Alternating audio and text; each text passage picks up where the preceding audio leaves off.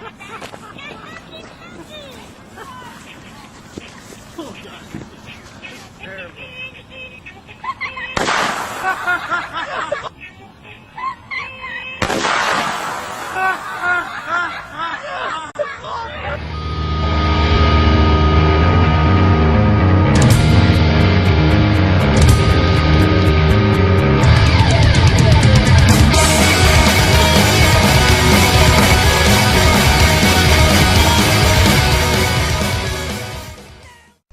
There we go. Hello everyone, welcome to episode number 9 of Musings of a Guild Leader. My name is Joost. We used to be Senda, I changed it last week, now it's Joost again. Yay! Right, let's dive right in. Lots of stuff happening at the moment because, oh my god, Cataclysm! It's finally upon us. Yee, giddy with anticipation. By the time that I'm actually recording this, we're 5 hours away from H-hour when everything happens and we can go into the new zones and everything. So right now I'm sort of reading up on tactics and looking at stuff and trying to sort some guild things last minute in between everything else. But yeah, fun last week. There's good news and there's bad news, and even though the bad news is not really bad news, sort of there's good news and bad news. Basically, let's start with the good news. We got some more achievements done for some people, which was a lot of fun. We did Sunwell Plateau and Black Temple. 2 level 70 raid instances. Used to be 25-man raid instances. We went in with, I think, somewhere between 10 and 15 people. I'm not entirely sure off the top of my head which and however it was. But we went in, had a lot of fun. I was there tanking stuff. Lots of fun. And it turns out one does not simply nuke his way into Sunwell. You actually have to get some tactics down for this stuff. Some of the mechanics in there are quite brutal and can still actually kill your raid. So yeah, it's fun to see your raid wipe at some point due to some mechanic, and then people sort of branch off on their own and they start researching some tactics. You discuss it, develop a strategy to deal with it, and then you hump in, try it again, and maybe after 2 or 3 tries the boss finally goes down, which is a lot of fun. Gives you a sense of satisfaction as well to a certain extent, even though it's not a high-end raiding boss. It's fun that you actually have, you know, the capacity to work around an issue like that. So that was a lot of fun. Sunwell Plateau and Black Temple, I had neither of them on my paladin, so yay! More achievements in the bag. Onwards to more cool stuff. Now, the bad news, sort of the bad thing that happened last week, is the fact that one of our initiates didn't quite work out initially the way we wanted it to. I'm not going to call any names, obviously, because I don't want to put people in a bad spotlight, but suffice to say that one of the initiates we had actually ended up having an argument with one of our established guildies. Now, this argument was witnessed by a few other people, and by the time his poll came up, which is, you know, the initiates have a 1-month trial, and in their last week they get a poll on our website, and every guild member gets to vote on them, saying yes or no. And if you vote no on a trial, or on an initiate, you're meant to put a reason in the forum post that I make about this person. So, I'm voting no on this person because he was in an argument with that person and I didn't like the way that he reacted when he was called on it by the officers or something. You know, stuff like that, you have to put it in there. This serves 2 purposes. One, and which is the most obvious one, is letting me, as Guildmaster, know why we wouldn't want someone in the guild. The second one is sort of fixing the issue thing, where if an initiate, because the initiate can actually see this forum himself, the initiate can spot immediately who has a problem with him and why. Now obviously at that point the initiate has a week left to make amends, basically. He has a week to go to persons in the guild that have an issue with him and try and solve them. Now, the initiate can do 2 things. He can hang back and go like, well, this doesn't concern me, but obviously at that point you don't make your trial. Or the initiate can actually go out of his way to apologize to people and try and make amends because, you know, you like being in this guild. You want to be a part of it. You don't want to get kicked out because of one argument. The initiate in question actually did the latter. He actually went to a few people. He actually posted some stuff on the forums giving us his apology and his version of the events. And in the end, some people might have switched their opinions around, some people might have not. end of the day, it's my responsibility to look at the thread on the final day, go past all the names that posted something, and go to them specifically, each and every single one. You have an issue with that person. Do you still have an issue with him? Did your opinion change? What happened? What's your recommendation right now? Do you want to get rid of him? Do you want to keep him? Is there something else you want to do? So yeah, this is a little bit of sorting stuff on my part, obviously, in the last day, but that's what I'm in charge for.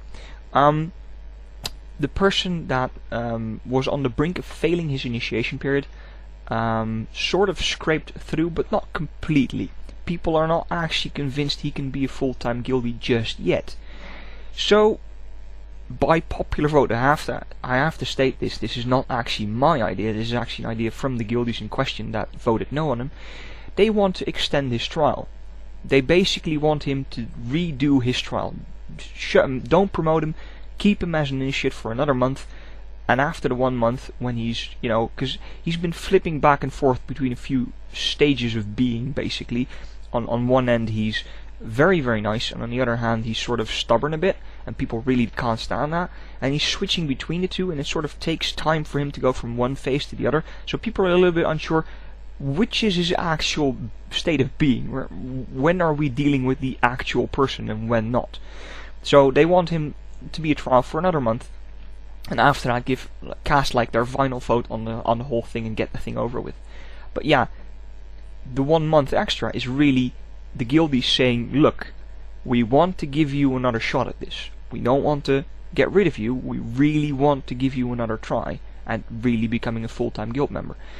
The funny thing is, this initiate was in the argument, basically, with an established member. And this is a guy that's been promoted almost immediately upon becoming a guildie, because the last time when he got in, the same day I got a new system, and I just promoted all the initiates to full member at that point. So he didn't really actually ever get a trial period. That guy was also part of the issue. People were also not very pleased with him. As a response, he actually said, you know what, I've never actually had a trial period, I'm a bit uncertain about the entire thing. Why don't I just go through a trial period? Even though I'm already a full member, just demote me back to initiate, let me just go through the trial and prove to myself and to the entire guild that I can actually be a full-time member here, and people, that I actually deserved my place here, basically, so put it like that. So, we talked about this, he came to me with this plan, I was like, yeah, this is a good idea, I like this is a very mature way of dealing with the entire situation. And pretty much everyone in the guild that's seen this, because obviously I made a post at this point saying, look, this guy is now switching back to initiate status, he just wants to prove himself, basically, and everyone's been really positive about this. And it's really hard for me not to just have like a gigantic grin on my face, because people actually want to be part of this guild so much. People actually want to put in effort, and people being that motivated really pushes me to make the guild even better, to really put more effort into it and make it even more awesome for those people, because let's face it, they deserve it. Each and every one of you deserves it. So yeah, that's about initiates and achievements. Moving on to, oh my god, Cataclysm. The big question that people usually ask me when I'm sort of talking about new things, talking about lore things, talking about tactics and everything is, how do you get your information? Where do you get your information from? Because most people don't know about the standard information sites that people actually use a lot. So I figured it would be nice, the Musings of a Guild Leader number 9, right before Cataclysm, literally the day before Cataclysm. It's gonna air on the day the Cataclysm is released, but you know the deal. I'm gonna run you guys through the list of websites that I use personally to get my information, how I stay up to date and everything. I'm gonna go down list. It's not that long actually. It's simply 4 different websites. First up, and that's why I have the post-its. First up is MMO Champion. Again, links to all of this stuff will be down below in the information thread again. But yeah, MMO Champion. That's mmo.champion.com. This is a sort of general collection site on news, rumors, information on everything. Very, very handy site. just has all the general info really. If you want to know what the new patch notes are going to be or what the current changes to a class are going to be like, go to MMO Champion, they have all the info. Next one I always go to is TankSpot. Tankspot.com. Originally this was a site for tanks by tanks, that sort of stuff, but it's sort of grown into to encompass more and more. Most people will know TankSpot for their boss killing videos. They have some very, very good staff there with very informative videos that sort of really go in depth and display the various boss mechanics of any given boss in the game. It's a really useful site to go there for. The other reason I go to TankSpot is, well, it's 3 reasons really. Number 1 is the fact they have the boss kill videos, obviously. Number 2 is the Weekly Marmot. The Weekly Marmot is a program hosted by Lore, which is one of their moderators. He makes a video log, much like the one I'm making, except lots and lots better, where he discusses changes on a weekly basis, basically. What I do for the guild, he's doing for MMO Champion as a whole, really.